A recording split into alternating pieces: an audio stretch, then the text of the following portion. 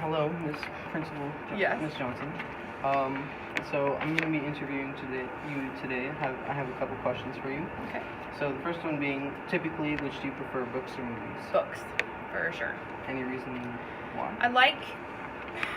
Well, it was interesting. When The Hunger Games came out, typically speaking, I read the books well in advance of the movies coming out. So you don't know what the main characters look like. You don't know what the scenes look like.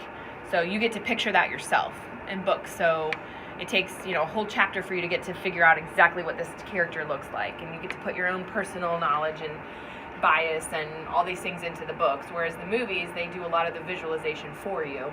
And so there's not a lot left to the imagination. So I like books are a little bit more imaginative. I can place my own realities into a fictional situation, whereas in a movie, it's a lot more just sit back and enjoy the show. There's not a lot that goes on in your mind. It helps you to think a little bit more when you read books. But, your generation, both were already out by the time you started reading Hunger Games. But when it came out, I was still in college, I think. Maybe, just the very end of college, starting to teach. And so I got to read all the books. I read the entire series before the first movie even came out, I think. So. Okay, second question. Having read the book and seen the movie, which is better in your opinion? Definitely the book, but again, I got to pick my own. So, same with Twilight, Hunger Games, was a series where I literally devoured all of these books within the first week it came out. So that was these were the series of my generation, I feel like, especially Twilight. So I had in my head, again, the perception of what I thought these characters looked like. And then I see the movie and I'm like, that's not what I pictured them like. So again, there's a lot more imaginative work done in a book versus the movie. Do you feel as if the actors did a good job portraying the characters in the movie? I did.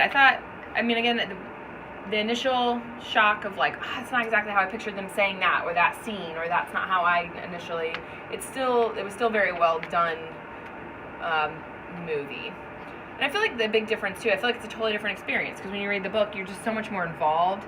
You're reading it over an extended period of time. You're applying what where you're at in your life into that book or movie. And it's just a longer investment in a book. So I felt like the movie, it's just over so quickly. You're like, oh, that's it? They left out this scene, they left out that. It's just usually kind of a letdown when you get to the movie, I feel like, because you were just so emotionally invested in the book. Fourth question. If you were to direct the movie, what's one thing you would change?